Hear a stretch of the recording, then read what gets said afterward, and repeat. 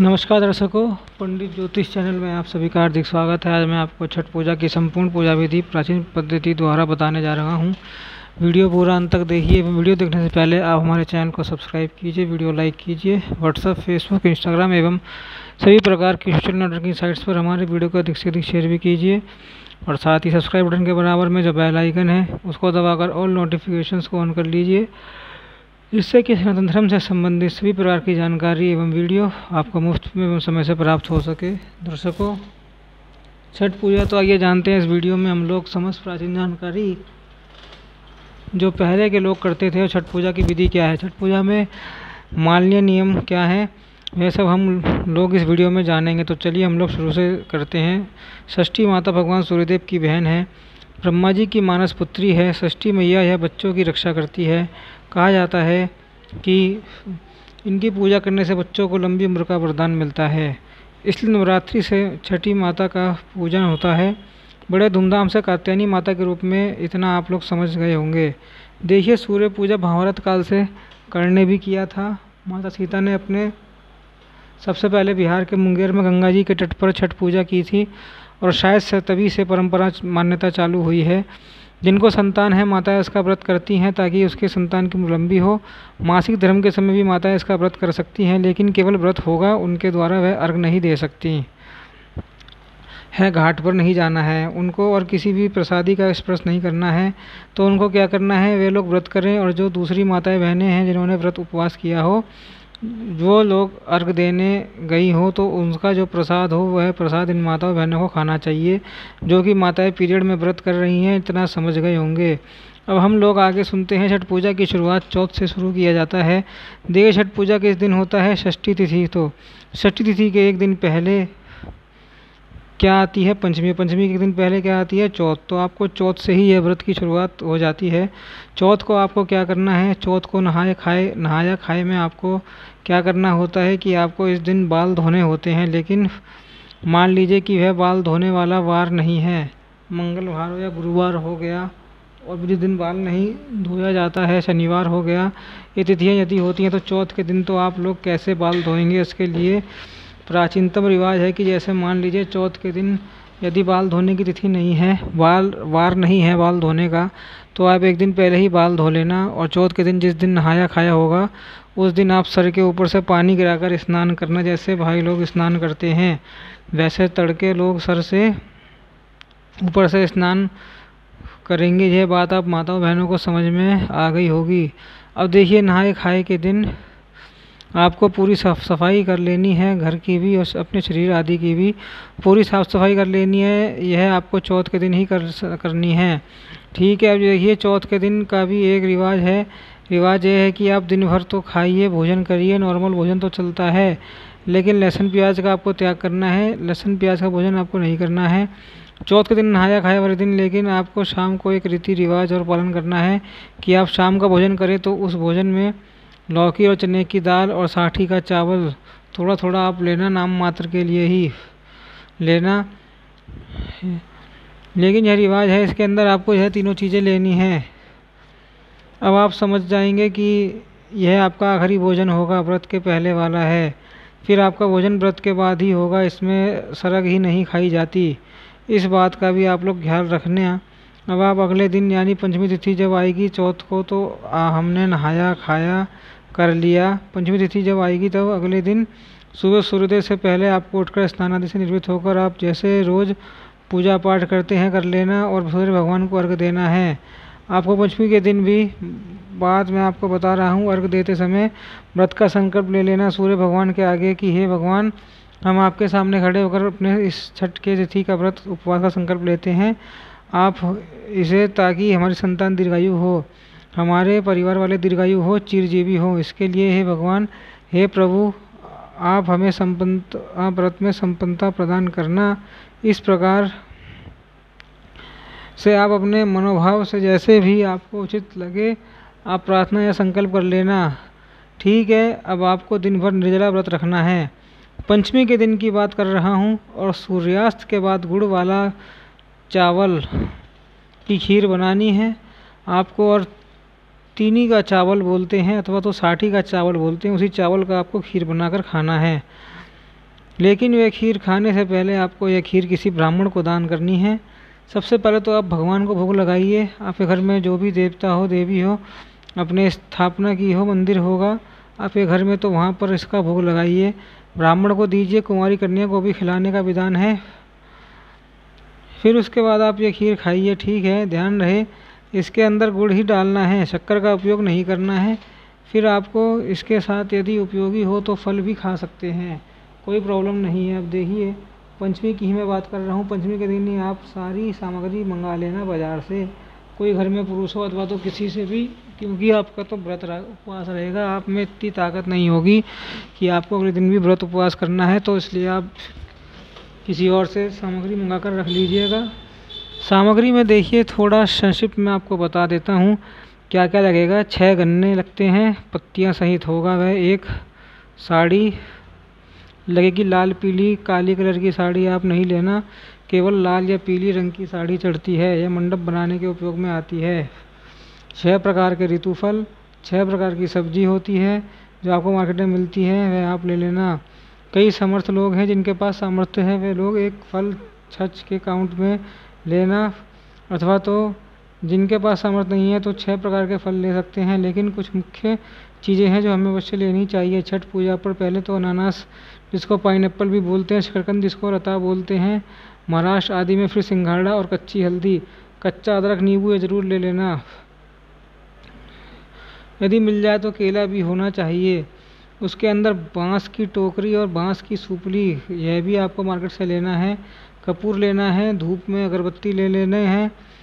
आजकल के लोग अगरबत्ती ले लीजिएगा, माचिस है, फिर दूध होगा, फिर पान का पत्ता होगा। कम से कम आपको 2 पान के पत्ते लेने हैं, ये पान के पत्ते के द्वारा ही अर्घ दिया जाता है। फिर सुपारी होगी, सिंदूर होगा, मिट्टी के 8 दिए होंगे, तिल का तेल होगा। यह सब पूजन की मुख्य सामग्री है। एक नारियल होगा पानी वाला, जिसको रखकर जिस पर अर्घ दिया जाता है, ठीक है। गेरू ले लेना आप, गेरू इसलिए होता है, उसको घोलकर जिस वेदी पर माताएं बहनें पूजा करती हैं उसको पहले सुसज्जित किया जाता है गेरू के द्वारा। वह वीडियो में आप देख लेना। फिर इसके बाद फिर आपको अगले दिन, जब देखिए पंचमी तिथि को मैंने पूरी जो भी विधि विधान था, जो भी आपको करना था, कवर कर दिया। अब हम लोग अगले दिन बढ़ते हैं छठी तिथि के लिए। आपको अगले दिन यानी छठी तिथि के दिन पूरा दिन व्रत उपवास रखना है, निर्जला। यदि यह व्रत कोई गर्भावस्था में करती हो माताएं बहनें, तो कोई प्रेग्नेंट हो, तो वे लोग दूध और फल लेना, ज़्यादा शरीर को कष्ट मत पहुंचाना, क्योंकि आप जो कर रही हैं गर्भ में बालक को पालना, ये एक यज्ञ कर्म है। सबसे पहले ध्यान आपको उस पर लेना है, ठीक है। तो आप लोग फल और दूध लेना रहना। अथवा जो जिनको शारीरिक तकलीफ है, वो लोग अस्वस्थ लोग हैं, वो भी दूध और फल ले सकते हैं। बाकी यदि संभव हो तो यत्नपूर्वक निर्जला व्रत किया जाता है। छठी को पूरा दिन व्रत करना चाहिए। देखिए व्रत तो रहेगा आपको षष्ठी को, लेकिन षष्ठी को शाम को तो पूजन और अर्घ देने की भी जाना है, तो इसलिए आप दोपहर में ही 11 बजे से अथवा तो 10 बजे से ही पूड़ी पकवान ठेकुआ आप पहले से ही बनाना शुरू कर देना, ताकि आप आराम से बना लें। और यदि आपको प्रसाद बांटना हो तो आप इसको ज़्यादा मात्रा में बनाइए। वृद्ध माताओं को और जो पुरुष या बच्चे हैं, इस दिन आपको नए वस्त्र पहनने चाहिए। नए वस्त्र पहनकर जब सब सामग्री तैयार हो जाए, पूरी भगवान बन जाए, पूरी पकवान सब बन जाए, जब सब सामान को एक जगह पर रख लेना और उस सामान को पूरा आधा आधा डिवाइड कर लेना। मान लीजिए आपने फल लिया है तो आपको आप आधा आधा कर देना, पूरी पकवान को भी आधा आधा कर देना। आधा इसलिए किया जाता है कि आधा आप लोग अभी ले जाएंगे शाम के अर्घ के लिए और आधा सामान आप लोग ले जाएंगे सुबह में, तो इसलिए आप अलग से ही रख लेना। आधा आप टोकरी में भर देना, सुपली में रख लेना कुछ, और इसको कपड़े से ढककर आपको ले जाना है। नहीं समझ में आया होगा तो फिर से मैं आपको समझाने का प्रयत्न करूंगा कि मान लीजिए आपके पास 4 सेब फल हैं, तो आप उसमें 2-2 सेब फल रखना, बाकी ऐसे ही अलग प्रकार से रख देना। लेकिन ध्यान देना फल आपके 6 प्रकार के होने चाहिए, सब्जियां आपकी 6 प्रकार की होनी चाहिए। पूड़ी की सब्जी भी आपको 6 लेनी है, ठेकुआ की संख्या भी आपको 6 लेनी है, खस्ता भी जो बनता है उसकी संख्या 6 होनी चाहिए। देखिए सामान ज़्यादा होता है तो जो भाई हैं घर के, जो पुरुष हैं, वे सामान उठाकर ले जाएं, माताओं को ज़्यादा तकलीफ़ ना दे। साथ में सूपें भी ले जाएं। जाती हैं। और दिया आदि जो भी मैंने बताया था वह सब आप लोग लेकर जाना। अब स्थान पर पहुंचने के बाद पूजा की जहां वेदी है उसके सामने 6 गन्ने का मंडप बना लेना। 6 गन्ने का मंडप बनाने के बाद उसके ऊपर साड़ी से ढका जाता है, लेकिन जो साड़ी का जो पल्लू है उसके अंदर आपको प्रसादी जो चढ़ाते हैं वह प्रसादी आपको बांधनी होती है। सब 6 की संख्या में होना चाहिए, मतलब 6 की संख्या में होना चाहिए। ये बांधने के बाद आपको साड़ी उड़ा देना है। उसी मंडप के ऊपर जब देखिए जो लोग घाट पर या तालाब में नहीं जा पाते वे लोग अपने आगे पानी की व्यवस्था कर लें। लेकिन मैं कहूँगा कि जो हमारी परंपरा है, प्राचीनतम परंपरा है, उसी का आप लोग निर्वाह करिए और अपनी तरफ से हम लोग किसी भी जो प्राचीनतम तिथि त्यौहार है उसके अंदर छेड़छाड़ ना करें तो अच्छा है। टब रखने से अच्छा खड्डा खोदकर पानी भरने से अच्छा आप तालाब पर पहुंच जाएं। सरकार ने पूरे भारत भर में अच्छी व्यवस्था कर रखी है नदी तालाबों की। यत्नपूर्वक आप तालाब के पास ही जाना अथवा तो नदी के पास ही जाना। यह जो हमने वीडियो शूटिंग के लिए आपको एक डेमो दिखाया है, हर जगह अपनी सुविधा नहीं होनी चाहिए, हमें तो व्रत उपवास में तपस्या भी कर लेनी चाहिए। अब देखिए वेदी पर पहले गेरू से आपको टीका करना है। हर तरफ आपको अगरबत्ती धूप दीप आपको 6 दिए जलाने हैं। छठी तिथि है तो हर संख्या 6 होनी चाहिए। आपको 6 दिए जलाने हैं और आपको उस बार पूजा वेदी पर पहले गेरू से आपको टीका करना है। हर तरफ आपको अगरबत्ती धूप दीप आपको 6 दिए जलाने हैं। छठी तिथि है तो हर संख्या 6 होनी चाहिए। आपको 6 दिए जलाने हैं और आपको इस बार पूजा अभी तो पूजन करने बैठेंगे आपका फेस वेस्ट की तरफ यानी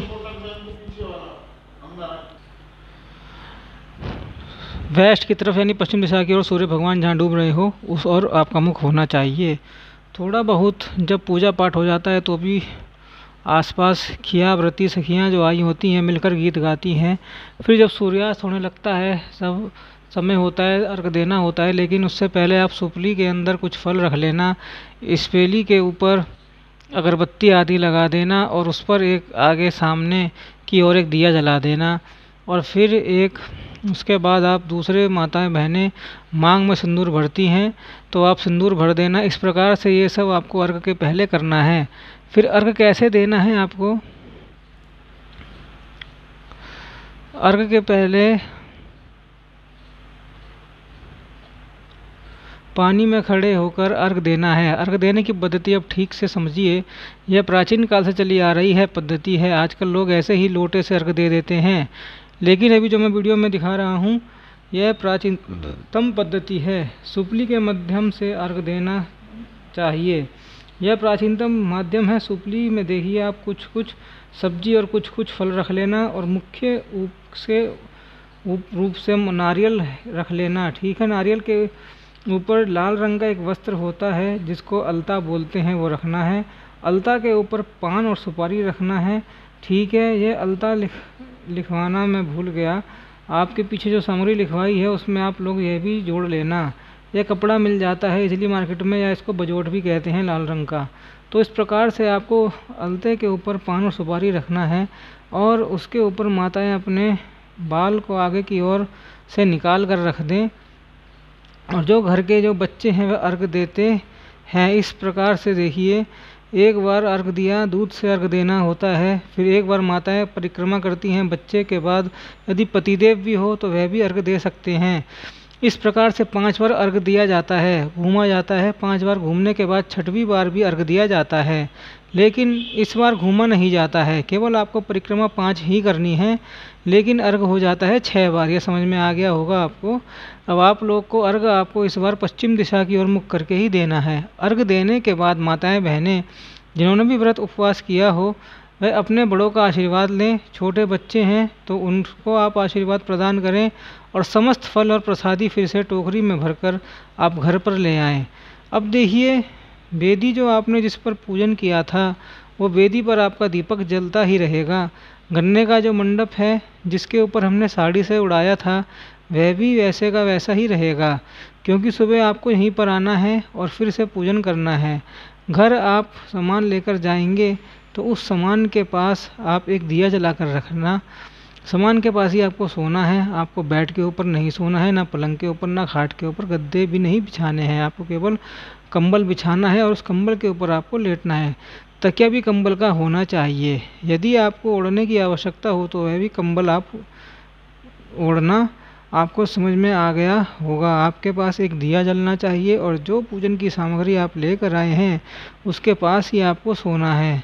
और आपको सुबह जल्दी सूर्योदय से पहले उठ जाना है। स्नान आदि से निवृत्त होकर फिर जो हमने सामान पहले दिन अलग करके रखा था, कोरा सामान, उस सामान को भरना है टोकरी में और वह सामान लेकर जाना है। सूप और टोकरी वही पुरानी ही रहेगी, इस बात का आप लोग ध्यान दीजिए। फिर वैसे ही आपको पूजन करना है। अर्घ आपको इस बार पूर्व दिशा की ओर मुख करके देना है। अर्घ आदि देने के बाद फिर से आप आशीर्वाद लेना, बड़े बुजुर्गों का, छोटे बच्चों को आप आशीर्वाद देना। अर्घ देते समय षष्ठी माता से, सूर्य भगवान से आप प्रार्थना करना, हमारी संतान की उम्र लंबी हो, हमारे परिवार वालों की उम्र लंबी हो।